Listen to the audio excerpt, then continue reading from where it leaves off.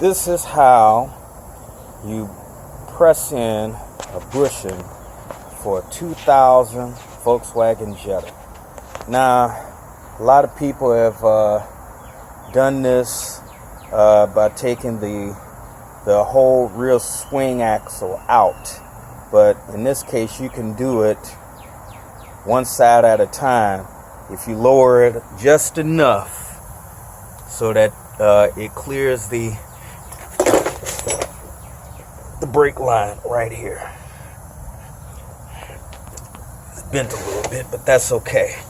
All right, now I save a little time by taking the bushing out with a little work or whatever. I heat it up with my torch, and it didn't come out rather easily, but there's a lip on this, and I'll show you about a new bushing. There's a lip here, and I tapped on that lip with my chisel to bring it out some, and initially the interior of the bushing came out because it's rubber, and I had to tap the rest of the metal out, and to help break the seal I use a sawzall and cut right down the middle, just enough to break it a little bit, and then I chiseled it out. Anyway, let's get to trying to get this bushing in. So use of air tools helps tremendously, because you gotta kind of clean out that bore in there, because you see how it's rough. So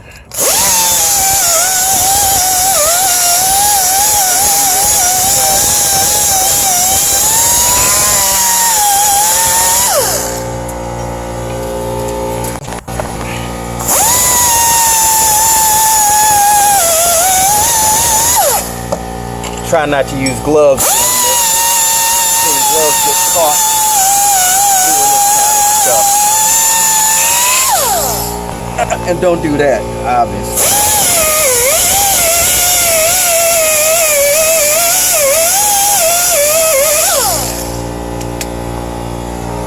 And as you can see, the bore itself is pretty clean. Don't worry about the cracks and stuff like that, because you're not going to make it perfect. Some people use grease. I'm using dry graphite. It wears off pretty easily, and it makes driving the bushing in smoother. Only problem is with using grease is that it degrades the plastics and the rubber, so you want to try not to use that on your bushings. All right, let's spray some in.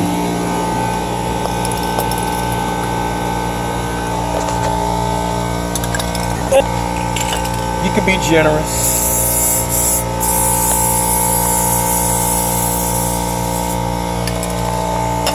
Doesn't cost much, so put that stuff on there.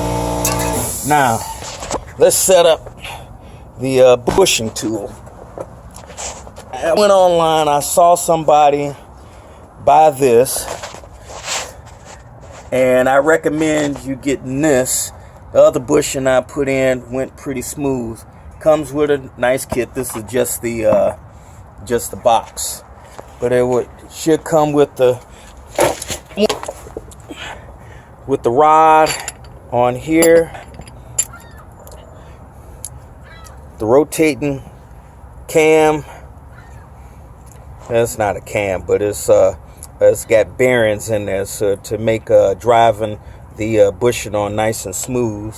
And the two cups, one here and one here. Okay, let me set it up, but I can't do it with one hand. So give me a second, and I'll show you what it's set up. Okay, I'm back. I got it set up. As you can see, I have, this is the bushing here. I put in a little bit as best I can, and there's a position that it has to go on. I believe there's some holes at the bottom, and there's a rubber piece that sticks out. That has to stick down. And anyway, you try to square it up into the bore as best as you can. Now, on this end is the nut with the short end of the threads. And the reason why they did that is because this stays stationary as this is driving the bushing inside. And remember I told you it was a bearing on the other nut. I think try to get a picture of it right there. See how that's set up on there? Now when I rotate this, it's gonna push that bearing in. I mean that not bearing, the bushing in. So let me put a couple of threads on it. Okay, I got it started a little bit. That nut is a 15/16, so like a 23, 24. If you got a ratcheting box, it would save you a tremendous amount of time. Let me try to get in there. Good.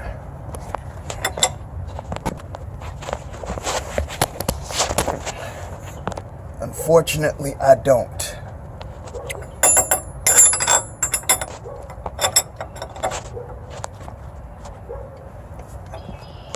See how that's driving that in there?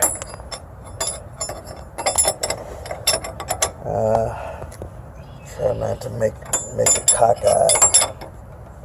I'll get back and I'll show you when the bushing is driven in.